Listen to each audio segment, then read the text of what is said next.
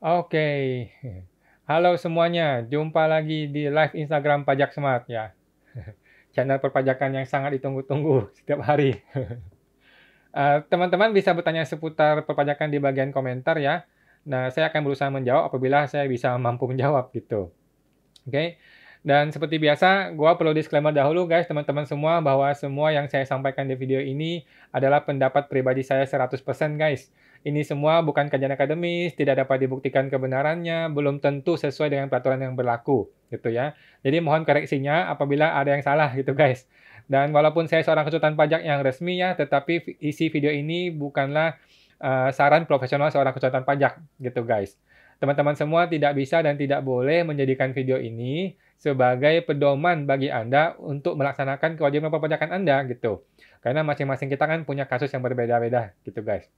Oke, awan akan tersedia gratis di live Instagram Pajak Smart ya setiap hari Senin jam 8 malam seperti hari ini. Oke.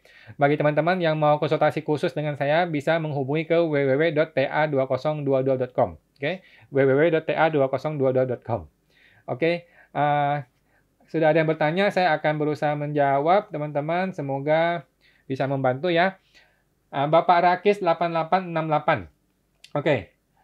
Mobil BPKB atas nama suami terlapor di SPT-nya istri. Harus buat surat nomine. Oke. Zaman sekarang udah nggak ada istilah nomine, Pak. Dulu waktu TA 2015 ada istilahnya nomine. Artinya harta kita tapi nama orang lain perlu bikin surat nomine. Sekarang di PPS tidak ada istilah nomine. Jadi tidak ada keperluan untuk bikin surat nomine, gitu Pak. Deposito sebaliknya atas nama suami terlapor di SPT-nya istri harus nomine kah? Tidak perlu Pak. Untuk PPS tidak ada kewajiban untuk nomine. Sama sekali nggak disebut mengenai nomine, gitu Pak.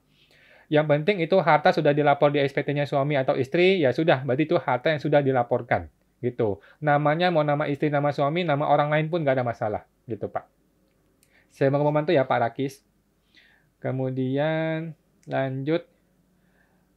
Malam kok, salam kenal dari saya Pak Jika Limas. Oke, malam Pak. Kok, salam kenal juga. Oke. Bapak Rakis 8868, thank you sebelumnya. Maaf sering tanya. Tabungan SPT 2021 lebih tinggi dari tabungan SPT 2020. Apakah otomatis harus di PPS-kan? Lebih surplusnya karena memang terpaksa saya harus ikut PPS juga untuk harta lainnya. Thank you Bro Awan. Sama-sama Pak. Jadi Bapak membandingkan SPT 2021 dengan 2020 ya. Tidak perlu. Jadi yang perlu dilihat adalah SPT 2020 saja. Oke, yang perlu dilihat adalah SPT 2020 dibandingkan dengan kondisi sebenarnya per 31 Desember 2020. Oke. Jadi tabungan di Desember 2020 dibandingkan dengan yang sudah dilapor di SPT 2020. Kalau ada selisih, maka itu perlu masuk PPS, Pak. Yang 2021 sama sekali nggak dilihat. Gitu, Pak. Semoga membantu ya, Pak. Bapak RPA Prema. Malam Pak Awan, izin tanya. Karyawan swasta, penghasilan sudah dipotong pajak. Lapor SPT rutin, non-TA. Ada harta tanah dan mobil perolehan 2013 belum lapor. Kalau tidak ikut PPS, apa bisa pembetulan saja? Bisa Pak, bisa. Jadi untuk orang-orang seperti Bapak, yang memang karyawan murni, semua penghasilannya sudah dipotong pajak di kantor, maka tidak usah ikut PPS. Bapak sama sekali tidak perlu ikut PPS. Jadi silakan aja Bapak lakukan pembetulan SPT, boleh dibetulkan sampai di tahun 2013 juga boleh. Kalau enggak langsung ke 2017 juga boleh, karena kan 2016 sudah kadaluarsa. Jadi langsung ke 2017, 18, 19, 20, 21 dibetulkan saja, masukkanlah harta yang tadi kelupaan lapor itu. Yang penting Bapak bisa buktikan bahwa tanah dan mobil itu diperoleh dari uang yang uang ini sudah dipotong pajak di kantor. Maka sudah aman, Pak. Gitu. Jadi Bapak tidak perlu ke PPS, gitu, Pak. Saya mau membantu ya, Pak Prema. Oke. Bapak Lim 619. Halo, saya Salim. Ya, Pak Salim. Mau Pak Awan tanya, kalau misalnya ada rumah tinggal milik seorang ibu rumah tangga, kondisi tidak ada NPWP dan umur 70-an, dan tidak ada penghasilan. Rumah ini diperoleh tahun 200 berapa itu, Pak? 2000 berapa itu? Kepotong ya, mohon maaf Pak Lim. Oke, lanjut nanti Pak Lim ya. Kemudian ada Ibu Lita Marjati. Selamat malam Pak Awan, saya pedagang perantaran non-PKP. Kalau barang dibayar mengandung PPN, bagaimana cara saya setornya? Kalau barang dibayar mengandung PPN? Lalu saya harus membayarkan barang tersebut kepada suppliernya, CV atau PT, juga dengan PPN. Oke, kalau Ibu non PKP, maka Ibu tidak perlu peduli dengan PPN. Oke, Bu. Jadi sama sekali nggak peduli dengan PPN. Berapa tagihan invoice yang ditagih oleh supplier, segitulah yang Ibu bayar. Apakah di situ ada PPN-nya ataupun tidak ada PPN-nya, Ibu nggak peduli. Berapa yang nilai total yang bisa Ibu bayar, Ibu harus bayar senilai invoice-nya itu. Gitu. Kalau di invoice itu ada nilai PPN-nya, ya maka total seluruhnya, harga barang plus PPN, semuanya harus Ibu bayarkan kepada supplier tersebut.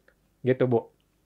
Jadi kita nggak peduli PPN. Kalau Ibu bukan PKP, maka tidak peduli PPN. Pokoknya semua nilai invoice-nya harus dibayar totalnya semua gitu, Bu. Gitu. Semoga membantu ya, Bu.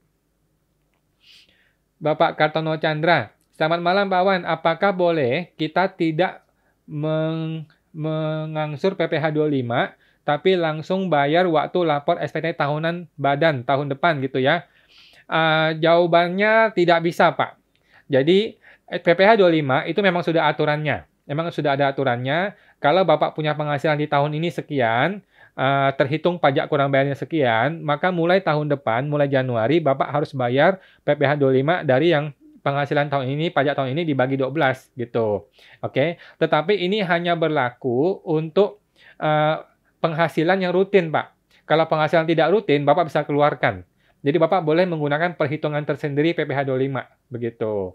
Tapi ini perlu komunikasi dengan AR ya, minta komunikasi sama AR karena biasanya sih nggak diizinkan. Biasanya tetap disuruh bayar PPh 25 gitu. Karena kan negara perlu gajian pegawai negeri setiap bulan gitu. Gitu, Pak. Jadi PPh 25 perlu dibayarkan setiap bulan. Nggak bisa langsung kita ke tahun depan gitu. Biasanya sih nggak dikasih sama AR. Gitu, Pak. Semoga membantu ya Pak Kartono. Oke. Bapak Budi 2902. Keterangan mesti diisi apa ya? Karena asetnya sekarang saya taruh di luar exchanger. Data simpan di alat penyimpanan kripto seperti Nano Ledger bentuk USB. Oke, Pak Budi tadi awalnya kayaknya kepotong. Saya nggak baca yang awalnya. Nah, mengenai kripto, Bapak isi aja kondisi yang sebenarnya. Jadi di keterangannya, kalau memang ini bentuknya Nano Ledger, Bapak tulis saja kripto di Nano Ledger bentuk USB gitu, nggak apa-apa. Selengkap-lengkapnya lebih bagus gitu. Nggak ada masalah Pak keterangannya. Yang penting suatu hari kalau dikonfirmasi ya Bapak bisa jelaskan. Gitu aja sih Pak, nggak masalah. Dan angkanya benar gitu. Nggak masalah Pak Budi, masalah keterangan silakan diisi keterangan kondisi yang sebenarnya gitu. Saya mau membantu Pak. Ibu Selin Chandra 168. Malam Pak Wan, kalau dapat bunga bank di Singapura, apa masih dikenakan pajak? Oke, bunga bank di luar negeri, Bu, ketika dilapor di SPT tahunan di Indonesia, tetap berlaku pajak Indonesia. Gitu. Apabila di bank di Singapura sudah dipotong pajak, maka pemotongan pajak itu bisa dipakai untuk mengurangi pajak di Indonesia. Gitu Pak, Ibu. Gitu. Dan semua penghasilan di luar negeri, mau itu bunga, dividen atau apapun, itu bukanlah PPh final ya, itu masuk ke PPh biasa. Gitu di Indonesia. Gitu, Bu. Semoga membantu ya, Bu. Oke. Pak Budi 2902. Apakah bisa diisi jenis dokumen dan nomor dokumen diisi dokumen saja? Boleh Pak. Boleh begitu. Yang penting nanti ketika mau dikonfirmasi, Bapak bisa kasih penjelasan, bisa kasih buktikan, nggak masalah sih. Yang penting kan nominalnya betul, pajaknya betul, berarti sudah oke gitu Pak. Untuk keterangan diisi 1,5 BTC kali nilai perolehan. Terima kasih Pak Wan, sukses selalu. Oke, boleh Pak, boleh. Jadi, kalau saya sih nggak terlalu pusing mengenai detail-detail seperti ini ya. Yang penting rupiahnya, nilai rupiahnya betul, bayar pajaknya sudah betul, kebijakan 1 atau kebijakan 2 sudah betul, maka yang lain-lain itu mah semua administrasi, Pak.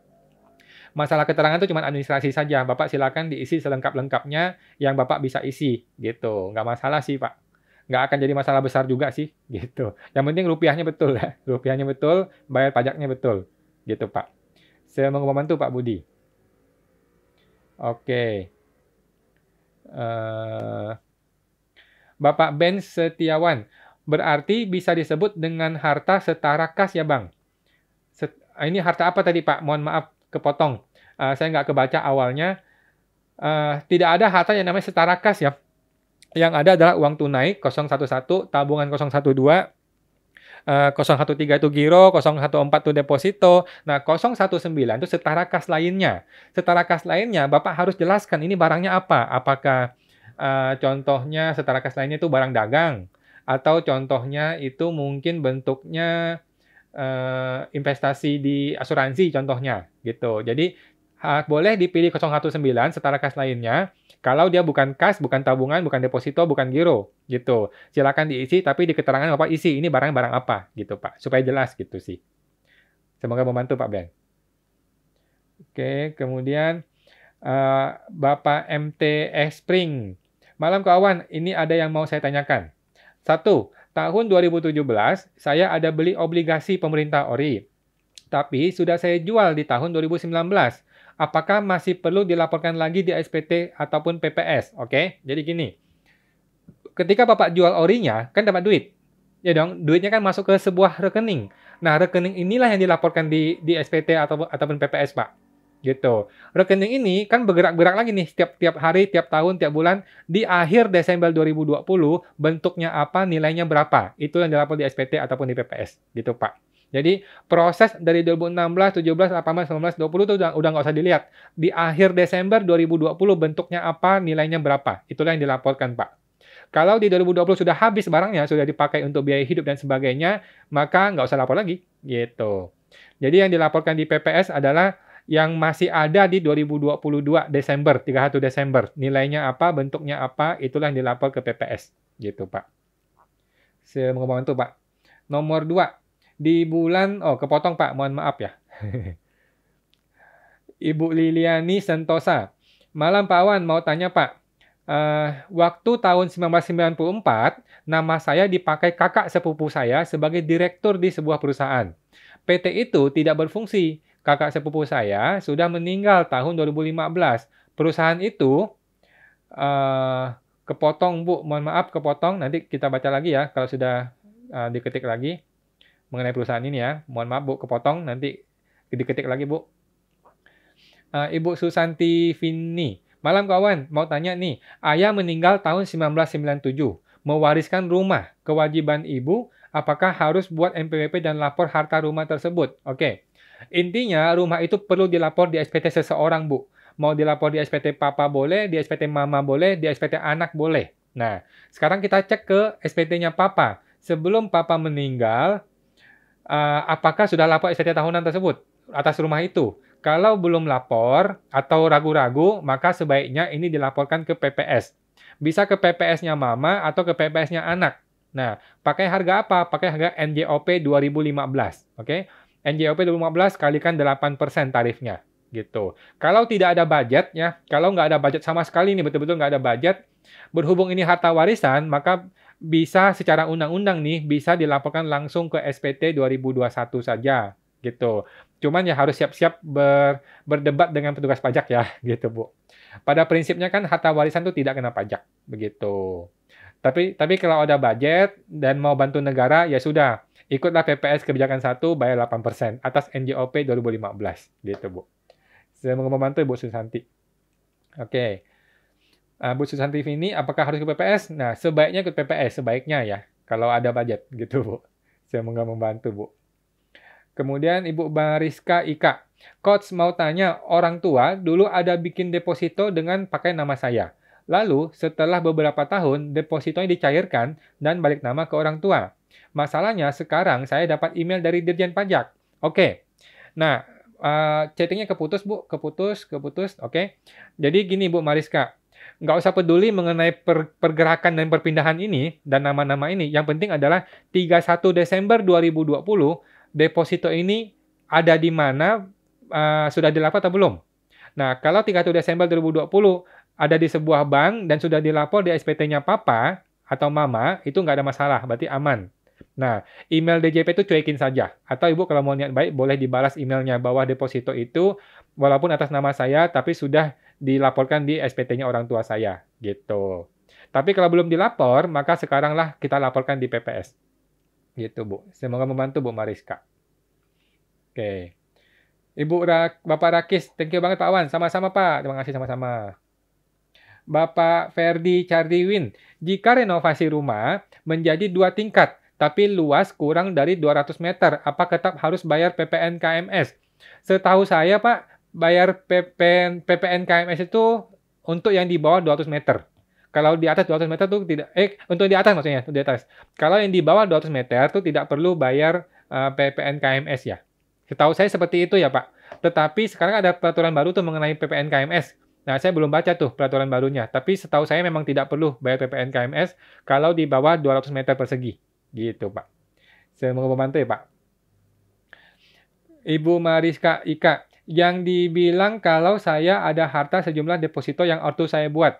Nggak ada masalah, Bu. Apakah deposito itu sudah dilapor di SPT-nya Papa? Kalau sudah, maka Ibu tinggal kasih tahu ke orang pajak bahwa harta itu adalah milik orang tua saya dan sudah dilapor di SPT orang tua saya, selesai. Nggak ada masalah. Gitu. Oke. Bapak Jemi Pranaya. Kalau 31 Desember 2015 ada tabungan 500 triliun belum dilaporkan. Kemudian di 31 Desember 2020 uangnya terpakai, sisa 100 juta. Gimana pelaporan PPS-nya? Oke. Pertanyaan pertama, dia sudah ikut PPS atau sudah ikut TA atau belum? TA yang 2015, kalau dia sudah ikut TA 2015, maka dia perlu ikut PPS kebijakan 1 senilai 500 juta.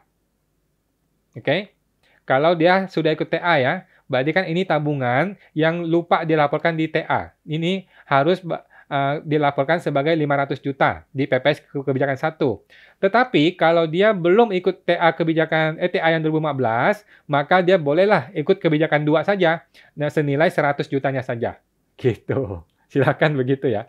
Jadi kita mau tahu dulu dia sudah ikut TA atau belum. Kalau sudah ikut TA, maka wajib PPS K1, tapi kalau dia nggak ikut TA, dia boleh langsung ke K2 senilai yang Desember 2020 saja. Gitu, Pak. Saya mau membantu ya, Pak Jemi. Tapi kalau bisa, tolong komunikasi dengan AR ya, Pak. Oke.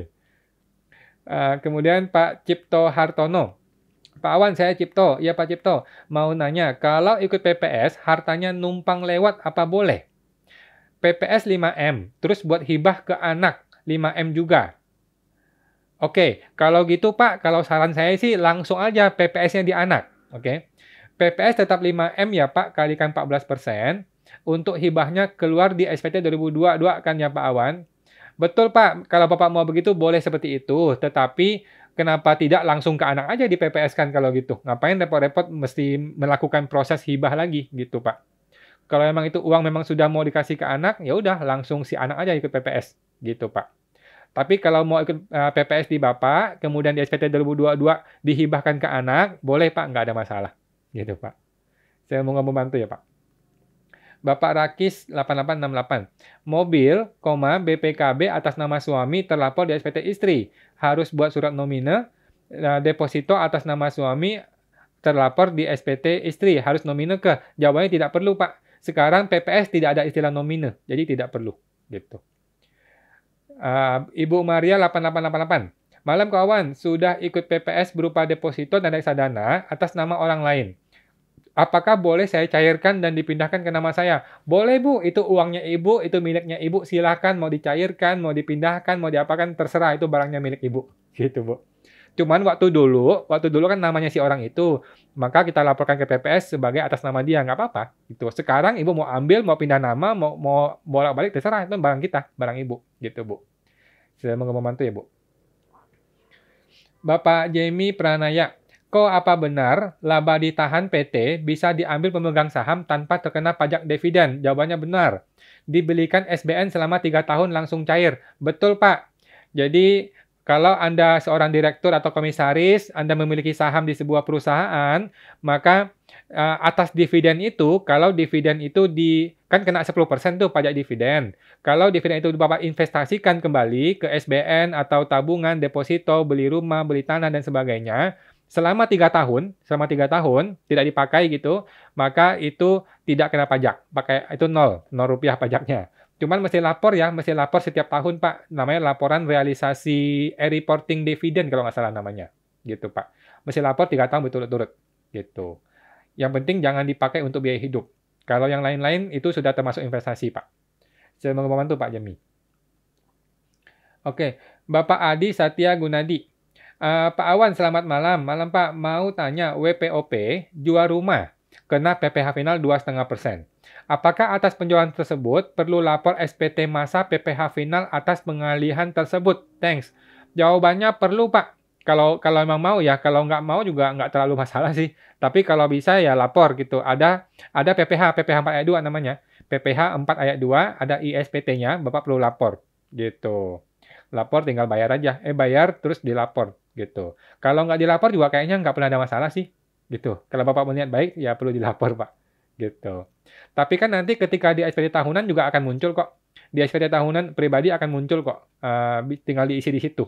Gitu, Pak. Saya mau membantu ya, Pak Adi. Bapak Jamie Pranaya.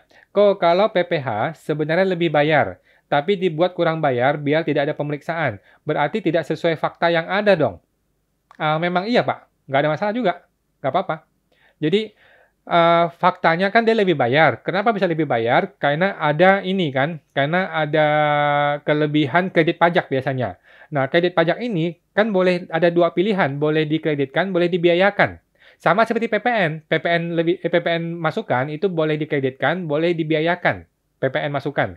Sama begitu, PPh juga sama nih, PPh 23, 22, boleh dikreditkan, boleh dibiayakan.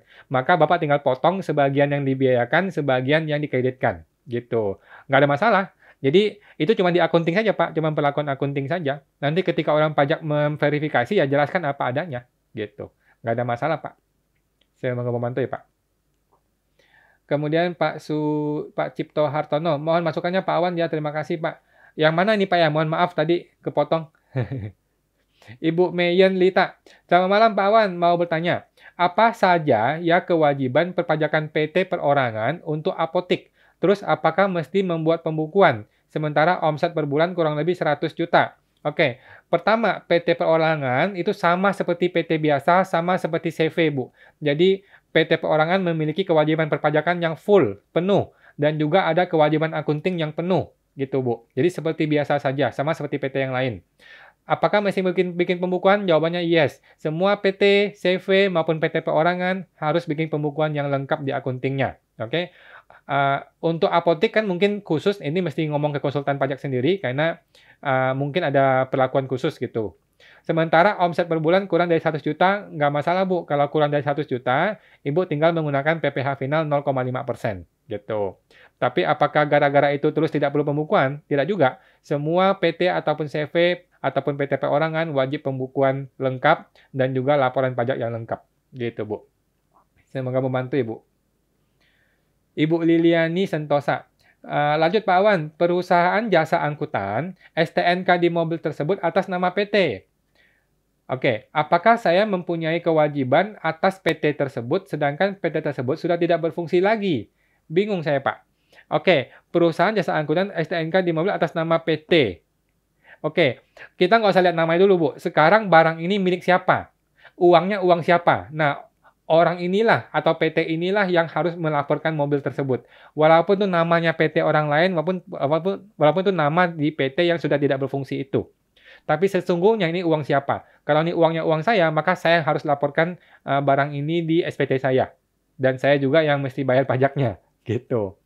Gitu, Bu. Jadi, walaupun namanya nama PT yang sudah tidak aktif, nggak masalah. Yang penting ini barang sesungguhnya milik siapa. Maka orang inilah yang harus laporkan di SPT dia. Gitu, Bu. Saya mau membantu ya, Bu. Ibu Bakwan Banudang Mama. Saya saat ini pensiunan sejak 2020. Punya deposito 1,4 M. Namun tidak pernah dilaporkan karena saya kurang paham dan saya pikir itu kan sebagian uang ortu. Pas TA1 ikut dan yang dilaporkan hanya rumah. Kepotong Bu, mohon maaf, kepotong. Oke. Intinya semua cerita ini pajak nggak mau tahu. Intinya ini barang sudah dilapor atau belum. Oke, kalau dia belum dilapor, maka Ibu punya dua pilihan. Mau pembetulan SPT atau mau ikut PPS. Cuma ada dua pilihan ini. Coba dihitung-hitung, belum tentu wajib PPS kok. Bisa aja PPS terlalu mahal, bisa aja pembetulan SPT saja sudah cukup. Gitu, Bu. Jadi tinggal diperhitungkan aja mana yang lebih efisien. Gitu, Bu. Kalau Ibu ternyata adalah seorang karyawan yang sudah dipotong pajak di kantor, maka sama sekali nggak usah ikut PPS. Tinggal pembetulan SPT saja. Gitu, Bu. Saya mau membantu Ibu. Ibu atau Bapak MT Spring. Malam kawan, ini yang kedua di bulan Oktober 2020. Saya ada beli lagi obligasi ori dan juga beli mobil di bulan Februari 2020. Kira-kira lebih bagus ikut PPS atau pembetulan SPT dan SPT 2020 dan 2021? Oke. Bebas Bu, Ibu boleh pembetulan, Ibu boleh ikut PPS. Coba disimulasikan saja, dihitung saja mana yang lebih murah, yang lebih enak buat Ibu. Gitu. Kalau menurut saya sih yang paling aman, paling benar itu ikut PPS. Paling aman, paling benar gitu. Tetapi kan mungkin tarifnya mahal. Kalau tarifnya kemahalan, ya setelah dihitung-hitung, Ibu juga nggak takut pemeriksaan. Kalau berani menghadapi pemeriksaan, ya nggak masalah. Santai saja. Pembetulan saja, pembetulan SPT, dan belum tentu diperiksa juga kok. Gitu Pak. Ibu, semoga membantu ya Pak Bu. Oke. Ibu Francisca Sofian. Halo kawan, salam kenal. Salam kenal Bu. Bu Siska, mau tanya, kalau di laporan 2017 ada aset emas sebesar 200 juta. Tapi di laporan 2018 emasnya sudah nggak ada. Di awal 2021 ada panggilan mengenai kurang bayar. Bagaimana perhitungannya? Kepotong Bu, chattingnya kepotong. Jadi gini, lupakan semua itu Bu. Lupakan semua SP2DK itu, lupakan semua panggilan itu. Ibu langsung ikut PPS sekarang juga. Maka semua itu sudah gugur. Semua yang namanya PPH maupun PPN itu diampuni. Yang penting Ibu laporkan PPS. Kebijakan 2 ya Bu. PPS kebijakan 2 ya. Gitu. Semoga terbantu Ibu Francisca. Ini diampuni, santai saja Bu. Bapak Lim 619. Halo, saya Halim. Ya Pak Halim, mau Pak Awan tanya kalau misalnya ada rumah tinggal milik seorang ibu rumah tangga sudah tidak ada NPWP dan umur 70 tahun. Rumah ini diperoleh tahun, ini kepotong Pak, ini tadi sudah ditanyakan kan.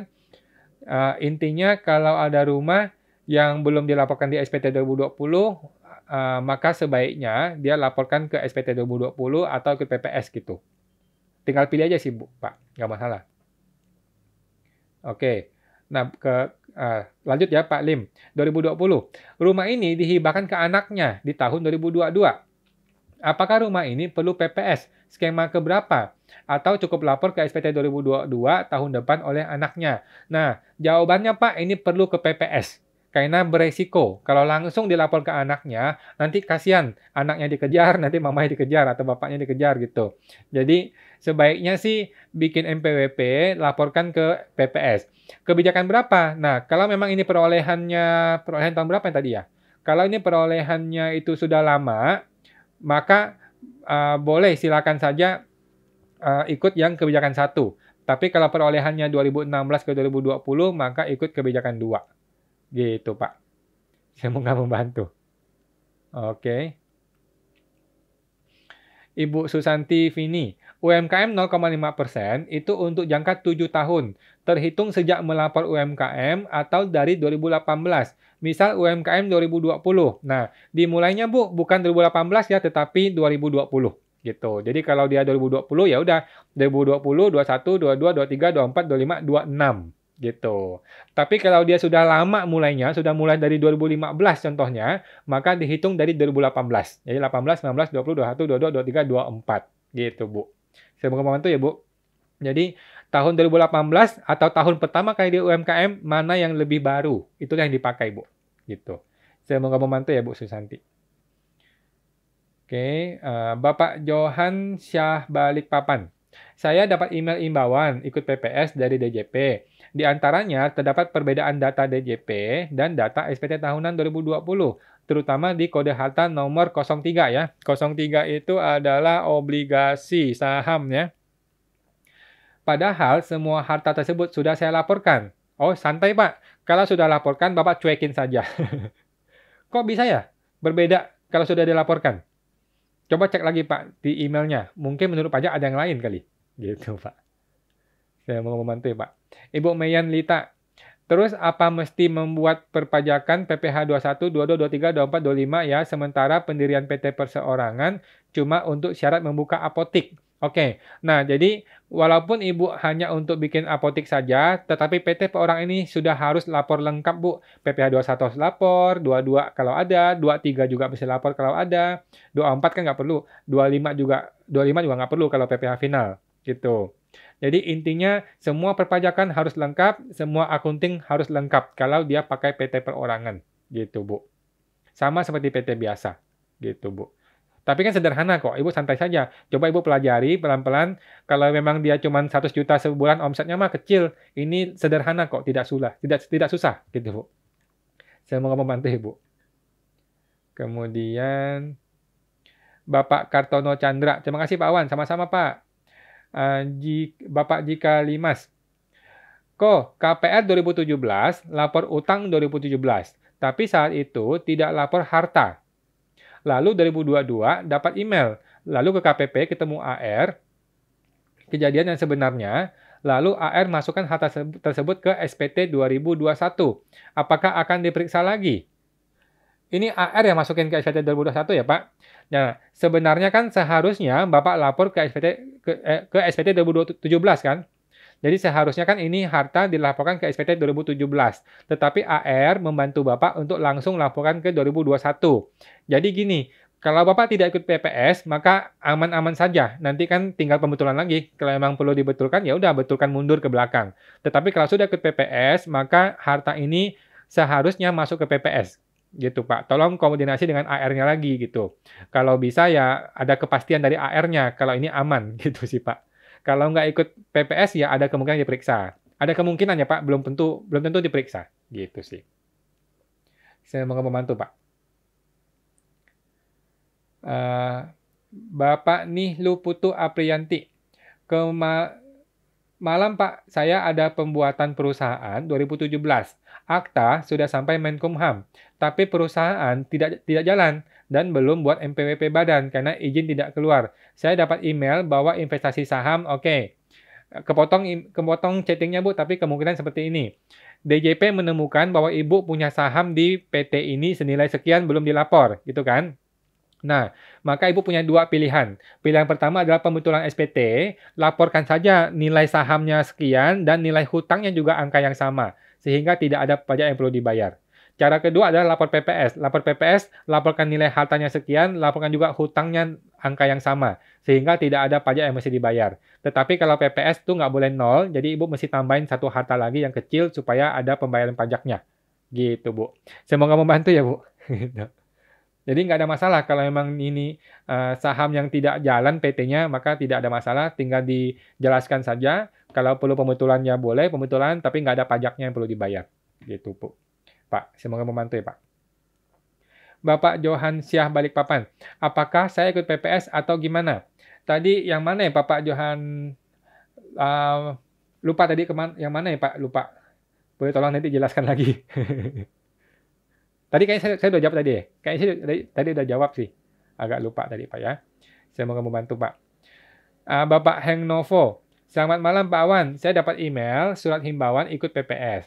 Bahwa harta saya di DJP berbeda dengan SPT. Oke. Harta 01 di data DJP lebih besar dari SPT saya. Oke. Kepotong chattingnya Pak. Bapak lanjut. Dan saya sudah ke bank cek saldo Desember 2020. Dan saya sudah teliti dengan apa yang tercantum di SPT 2020. Sudah saya isi dengan benar. Oke. Jadi setelah Bapak cek ke bank, ternyata Bapak yang benar. Data DJP yang salah. Nah, langkah pertama adalah Bapak hubungin AR. Minta tolong AR dong, keluarin dong datanya DJP. Kalau menurut DJP datanya saya salah, tolong dong DJP keluarin. Yang menurut DJP itu apa aja sih, tabungannya di mana saja, nomor rekeningnya berapa, saldonya berapa Pak. Gitu. Tolong dicek ke AR-nya, minta detailnya. Siapa tahu nih, ada istri Bapak atau teman Bapak, ada bikin rekening atas nama Bapak. Ada duit di situ nih, sampai sekarang belum diambil duitnya. Kan lumayan tinggal diambil duitnya. Gitu Pak. Jadi nggak ada masalah. Kalau Bapak sudah benar, nggak ada masalah, nggak usah takut gitu. Cuman minta detail aja ke AR-nya kalau bisa. Ya. Semoga membantu Pak. Bapak RPA Prema. Satu lagi Pak Awan. Apa ada denda atau sanksi untuk pembetulan SPT untuk lapor harta 2013? Nah, kalau Bapak pembetulan SPT dan ada kurang bayarnya, ada pajak yang Bapak bayar, maka ini ada sanksinya. Tapi kalau Bapak pembetulan SPT tapi tidak ada pajak yang dibayar, maka tidak ada sanksi. Gitu, Pak. Nggak masalah, itu biasa saja kok pembetulan. Gitu, Pak. Semoga membantu ya, Pak. Bapak Budiman Winston. Pak Wan, kalau ada rekening yayasan sosial, tapi atas nama pribadi, apakah harus di PPS-kan? Nggak perlu, Pak. Barang yang bukan milik kita, walaupun atas nama kita, itu tidak kita laporkan. Itu prinsip utama dalam pajak gitu. Tapi kalau barang kita, walaupun nama orang lain, kita harus laporkan gitu. Jadi rekening ini walaupun nama kita, tetapi miliknya si yayasan, maka kembalikan ke yayasan. Silakan yayasan yang laporkan di SPT-nya dia, di pajaknya dia, bahwa rekening ini adalah miliknya dia. Gitu. Nanti ketika orang pajak menemukan dan mengklarifikasi, Bapak tinggal bilang, oh rekening ini dipakai oleh yayasan dan ini milik yayasan. Dan si yayasan itu juga mengakui, gitu. Jadi kedua pihak mengakui dan sudah lapor di SPT yayasan. Jadi nggak ada masalah, Pak. Gitu. Semoga membantu Pak Budiman. Oke. Bapak Heng Novo, apa yang harus saya lakukan dengan perbedaan data tersebut? Ini yang tadi Pak ya, Pak. Yang tadi itu, nah, jadi Bapak tinggal ini aja, Bapak tinggal ke AR aja, tanyain detailnya apa sih. Menurut dia berbeda, tapi saya sudah cek ke bank, data saya benar kok. Nah, minta tolong AR, cekin detailnya apa gitu. Minta detailnya sama dia. Gitu Pak. Semoga membantu Pak. Siapa tahu ada uangnya Bapak, tapi Bapak lupa gitu. Kan lumayan. Gitu. Semoga membantu Pak. Bapak Sunardi 5736. Malam, Ko Awan, saya ada kredit mobil tahun 2016. STNK pakai nama anak dan mobilnya dimasukkan ke SPT anak. Oke. Gimana solusinya Ko Awan? Oke, nggak masalah Pak. Kalau sudah dilapor di SPT-nya anak, ya sudah nggak masalah. Nggak masalah sih Pak. Nanti kalaupun ada selisih-selisih ya tinggal dibilang ini hibah aja, hibah dari papa gitu, dari orang tua. Yang penting ini mobil sudah dilaporkan di SPT, gitu Pak, nggak masalah. Gitu. Ibu Susanti Vini, untuk harta warisan suami yang mau dilapor, apakah harus buat surat ahli waris dari notaris dulu? Harta warisan suami. Oke, kalau ada budget ya alangkah baiknya dibikin di notaris. Jadi ada surat waris yang resmi. Tetapi kalau nggak ada budget, dibikin ini aja, sesama ahli waris membuat sebuah surat persetujuan warisan gitu, bahwa si A semua ahli waris yang sudah setuju ini sudah sepakat bahwa warisan ini akan dibagi sedemikian demikian gitu. Si A berapa, si B berapa, si C berapa, tanda tangan, semua orang tanda tangan, maka ini sudah sah surat warisan. Gitu, Bu. Saya mau membantu, Bu. Oke. Ibu Yunita CP. Malam, kalau baru punya MPWP 2021, tapi 2020 sudah punya penghasilan UMKM 0,5%. Bolehkah PPh-nya saya bayarkan sekarang setiap bulannya? Harta yang berasal dari penghasilan 2020 bukan objek PPS ya? Oke. Nah, sekarang gini. MPWP walaupun dibikin 2021, Ibu tetap boleh melaporkan SPT mundur. Tetap boleh laporkan SPT 2021, 20, 19, 18, silakan dilaporkan sepanjang awal mula kapan Ibu mulai punya penghasilan. Boleh dilaporkan mundur, nggak ada masalah. Oke. Nah, terus harta yang berasal dari 2020, apakah itu objek PPS? Jawabannya iya. Gitu. Jadi Ibu boleh memilih nih, untuk harta 2020 yang berasal dari penghasilan 2020, ada dua pilihan. Laporkan di SPT 2020, tidak usah ke PPS atau langsung ke PPS juga boleh gitu. Saran saya sih tidak usah ke PPS, langsung lapor ke SPT 2020 saja gitu. Jadi tinggal bikin SPT 2020, bayar pajaknya sekarang yang UMKM 0,5%, terus masukkan harta dari penghasilan ini gitu, Bu. Nanti akan ada denda, itu biasa nggak masalah gitu, tinggal bayar dendanya aja gitu, Bu. Semoga membantu Bu Yunita. Oke. Kemudian lanjut Ibu Melinda Gau. Penghasilan sewa dari luar negeri bukan PPh final, melainkan masuk ke PPh biasa. Maksud PPh biasa itu bagaimana kok?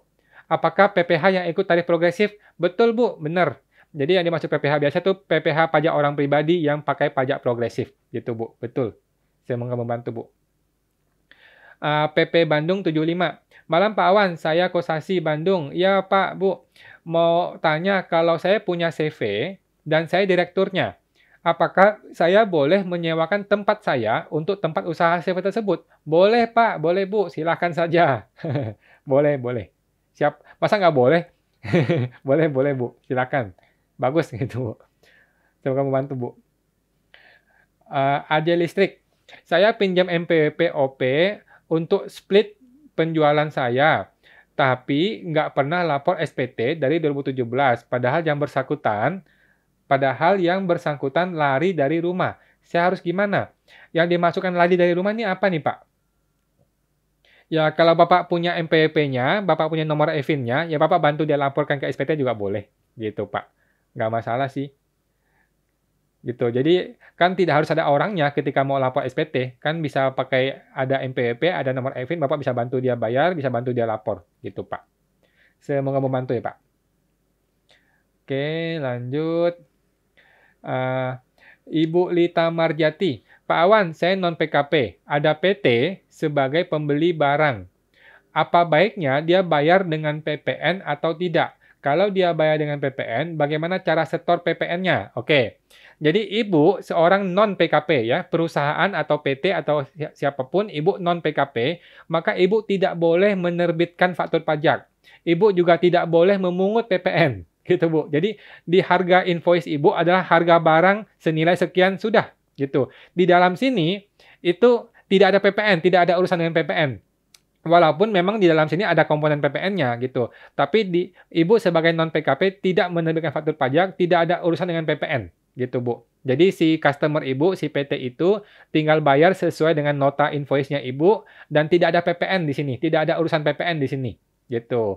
Ibu juga tidak perlu setor PPN ke negara, nggak perlu gitu. Gitu, Bu. Jadi nggak ada masalah. Seorang non-PKP tidak ada urusan dengan PPN gitu, Bu. Semoga membantu, Bu Lita. Ngopi bersamamu, Bapak. Pak, kalau kurang bayar, kumulatif beberapa tahun, ikut pembetulan atau ikut PPS ya? Kurang bayar kumulatif beberapa tahun, tergantung angkanya, Pak. Kalau angkanya lebih besar PPS, ya Bapak boleh ikut pembetulan saja, gitu. Tapi kalau angkanya lebih murah PPS, ya mending PPS lah, gitu, Pak. Mesti cek dulu berapa angkanya yang lagi diperdebatkan ini, gitu, Pak.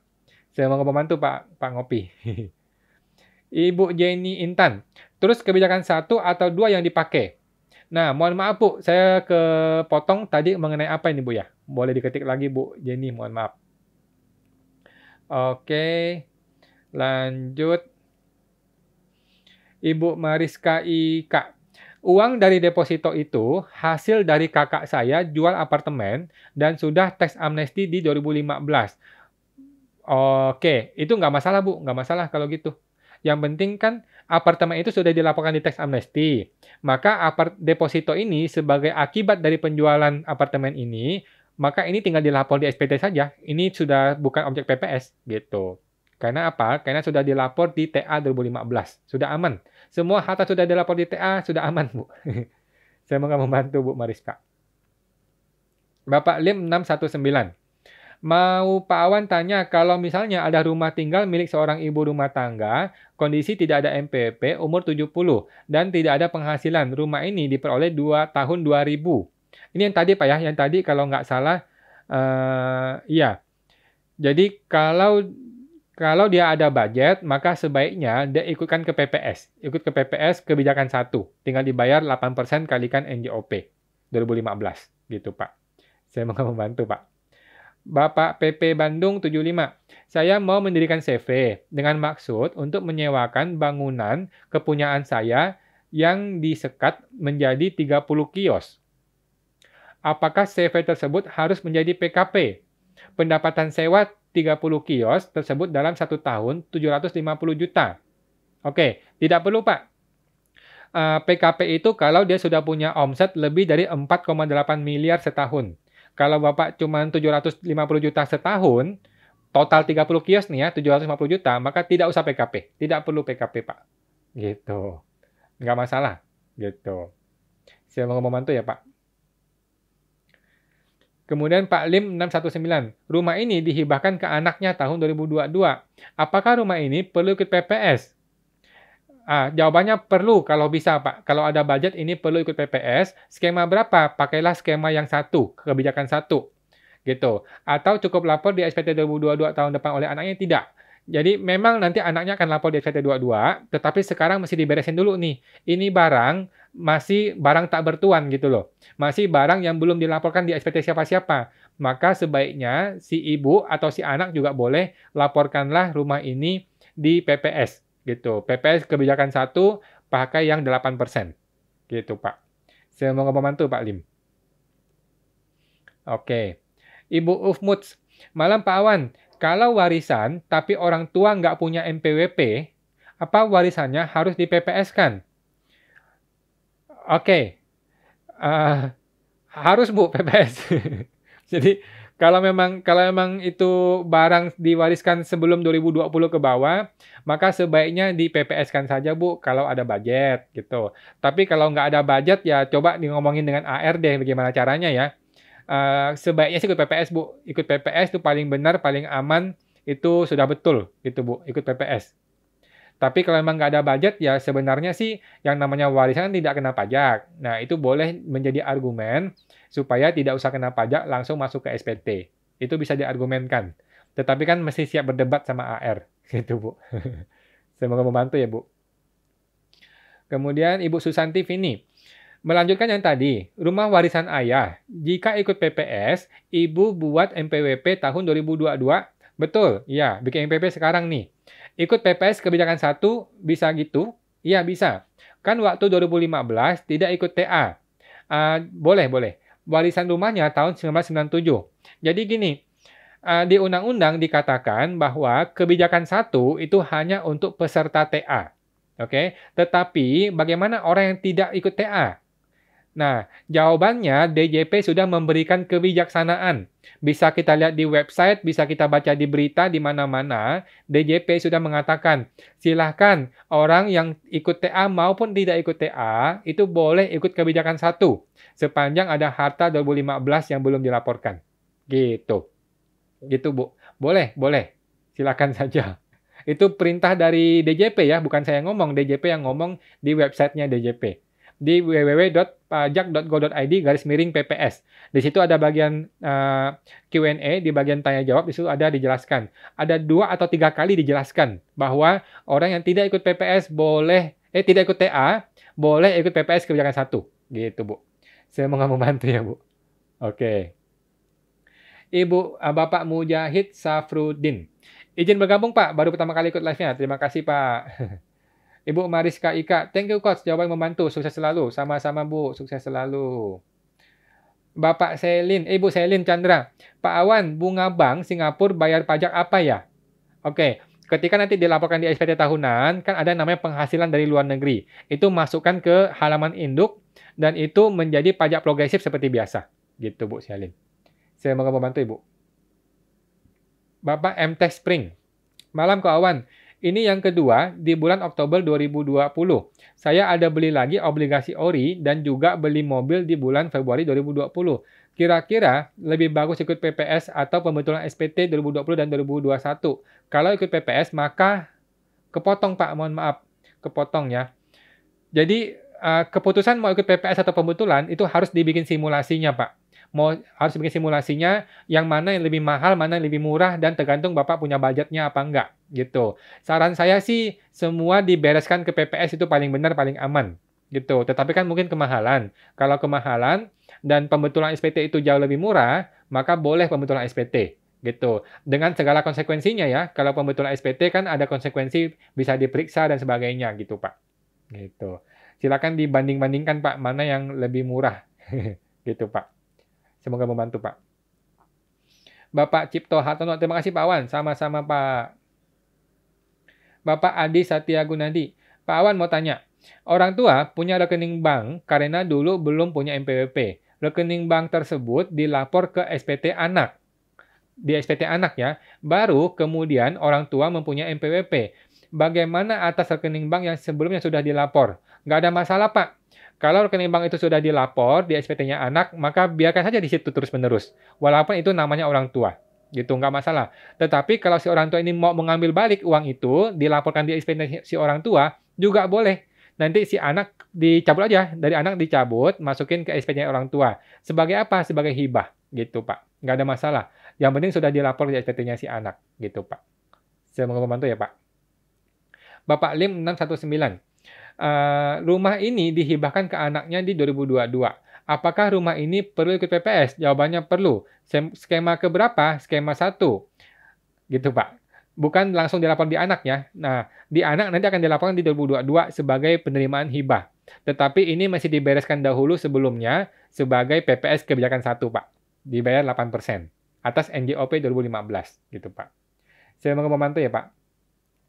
Ibu Susanti Vini, terima kasih Pak Wan. Sama-sama Bu. Bapak Lim 619. Mau Pak Awan tanya kalau misalnya ada rumah tinggal milik seorang ibu, ini masih sama yang tadi Pak ya. Masih sama yang tadi ya. Intinya dia perlu laporan ke PPS Pak. Bapak Valerie Denis. Malam Pak, saya dapat email himbauan PPS. Ada selisih 5 miliar di rekening dibandingkan lapor SPT 2020. Itu berasal dari stok barang dagang sebelum 2015. Oke. Barang laku bertahap 2015 sampai 2020. Hasil penjualan masuk ke rekening. Ikut skema 1 atau skema 2? Oke. Jawabannya, Bu, ikut skema 1 sebagai barang dagang 2015. Oke. Dan Ibu harus siap-siap ketika nanti ditanya oleh pajak untuk membuktikan apakah betul uang 2020 yang kami temukan ini berasal dari barang dagang yang itu, yang Ibu laporkan di PPS Kebijakan 1. Oke. Ibu harus siap untuk pembuktian itu. Karena apa? Karena rekening itu sudah ditemukan. Rekening 2020 atau 2018 sudah ditemukan. Oke. Ibu tidak mau ke PPS Kebijakan 2 kan? Ibu mau PPS Kebijakan 1. Nah, makanya Ibu perlu siap-siap untuk membuktikan. Oh, bahwa uang 2020 ini berasal dari penjualan barang dagang yang sudah ada di 2015. Ibu bisa buktikan mungkin dari mutasi banknya, dari invoice-nya, dan dari sebagainya. Gitu, Bu. Jadi perlu dibuktikan ya. Boleh ikut kebijakan 1, boleh. Ikutlah sesuai dengan kebenaran yang sebenarnya. Kalau memang sebenarnya di 2015 sudah ada barang dagangnya, boleh dilaporkan sebagai barang dagang di 2015 kebijakan 1. Gitu, Bu. Semoga membantu ya, Bu. Ibu Weliang Liu. Oke, malam Pak Wan. Mau tanya, kalau alamat usaha sudah berubah, lebih baik ubah data WP pertengah apa Bu? Pak, mohon maaf kepotong.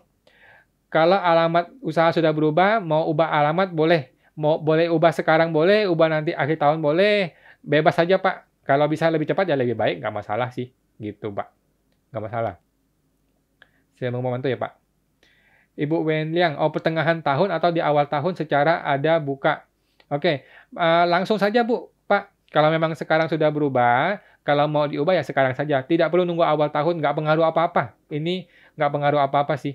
Cuma nanti kan kalau orang pajak kirim surat, akan lebih mudah nyampenya kalau memang alamat kita sudah betul. Gitu, Bu. Saya mau membantu ya, Pak. Oke, Bapak M. Tech Spring. Malam Kak Awan, ini yang kedua di bulan Oktober 2020. Saya ada beli lagi obligasi. Oh, ini yang tadi ya, Pak. Oke. Apakah perlu ke pembetulan atau SPPS? Jawabannya coba dianalisa dulu, Pak. Dianalisa mana yang lebih murah, mana yang lebih menguntungkan, dan apakah siap diperiksa atau tidak. Gitu. Kalau lebih murah pembetulan dan siap diperiksa, ya boleh pembetulan. Tetapi kalau mau gampang, nggak mau ribet, paling enak, paling benar itu ikut PPS. Gitu, Pak. Semoga membantu, Pak. Ibu Mariska Ika, saya perlu bikin surat sanggahan ya kalau kayak gitu. Tadi Ibu kasusnya mengenai apa saya lupa. Kalau memang Ibu merasa benar dan DJP-nya yang salah, Ibu boleh kirim email balik atau boleh kirim surat ke KPP juga boleh.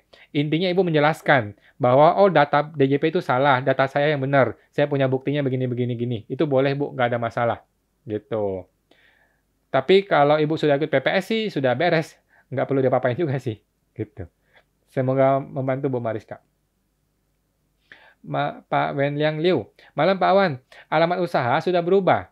Lebih baik ubah data WP di pertengahan tahun atau di awal tahun. Secara perusahaan, usaha tersebut ada terbitkan faktur pajak dan terima faktur pajak masukan. Oke, lebih baik Pak sekarang diubah.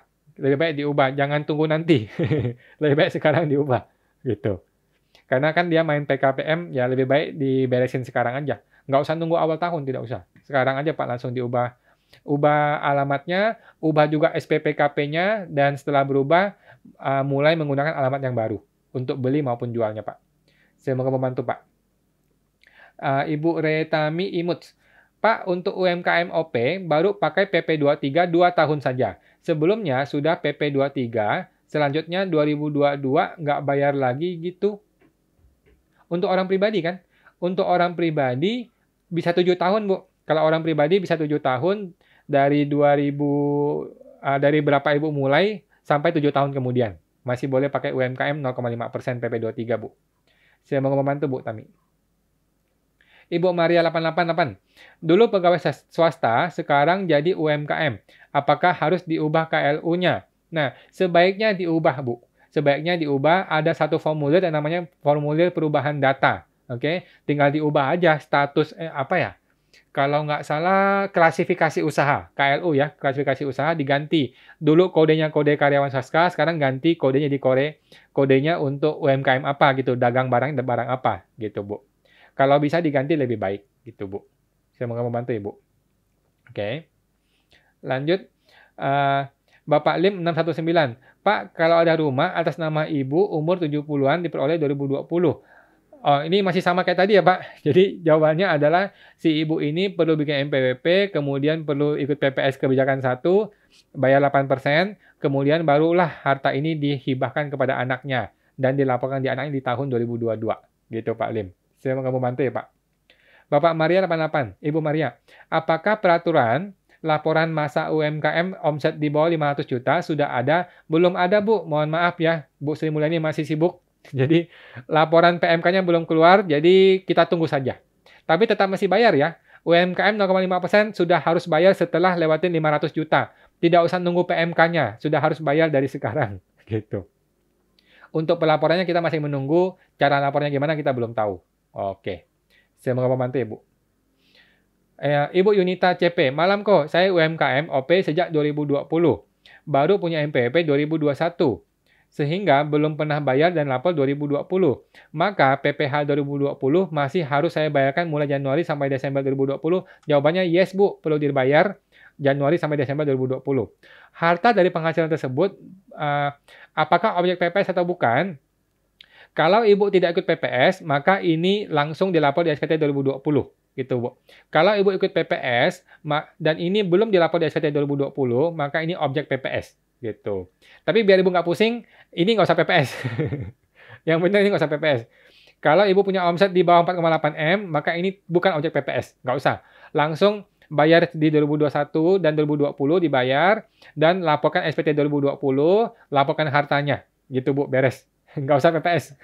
Biar nggak pusing. Ini sudah betul. Tidak usah PPS. Gitu, Bu.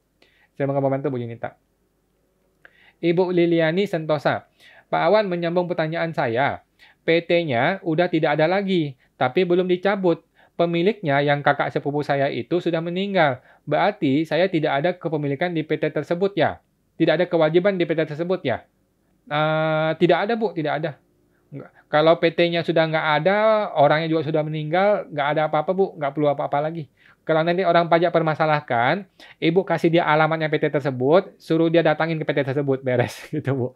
Kalau bukan barang milik kita, nggak usah dia apa-apain. Nggak usah pusing. Gitu, Bu Liliani. Saya mau membantu, Bu. Bapak Joy 4903. Malam, Pak. Mau tanya. Harta sebelum 2015 belum masuk SPT. WPOP non-TA. Bagaimana status daluarsa harta ini? Ada yang bilang harta yang belum masuk SPT tetap tidak ada daluarsanya. Oke, jawaban yang benar adalah harta itu sudah daluarsa, Pak. Dia tidak ikut TA, maka dia tidak bisa lagi dikenakan undang-undang TA, nggak bisa, pakai pas final nggak bisa, pakai PPS kebijakan 1 tidak bisa, pakai KUP juga tidak bisa. Jadi sudah daluarsa 5 tahun.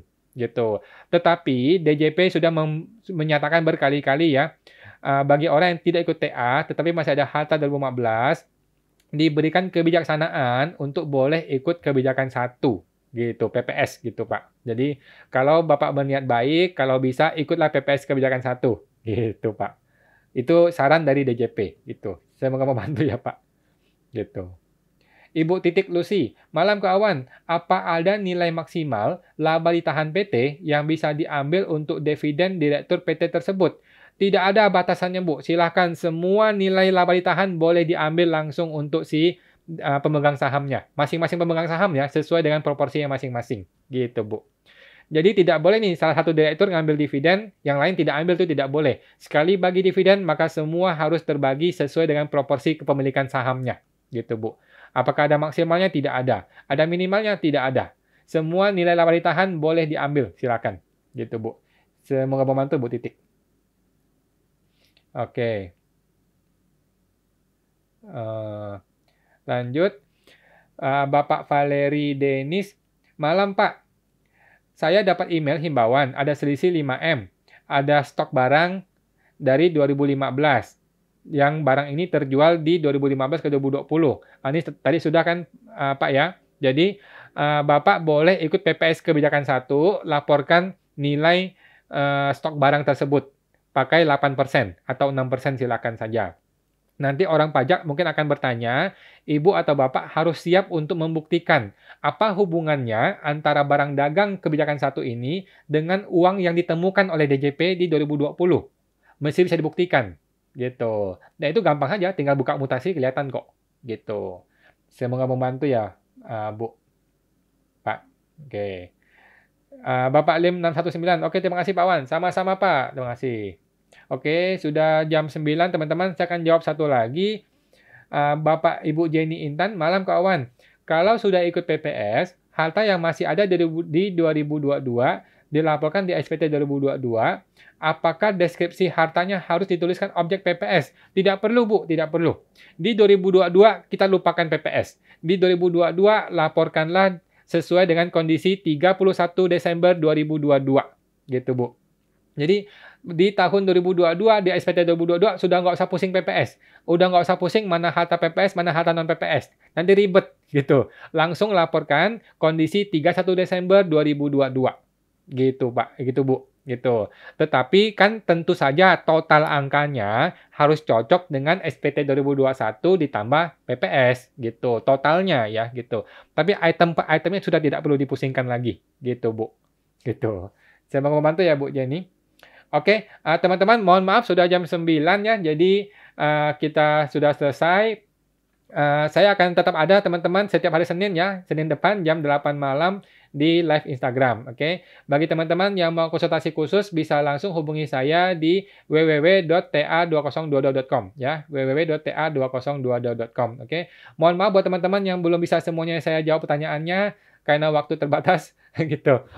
Kita ketemu lagi minggu depan hari Senin malam, teman-teman. Sampai jumpa semuanya. Terima kasih. Malam.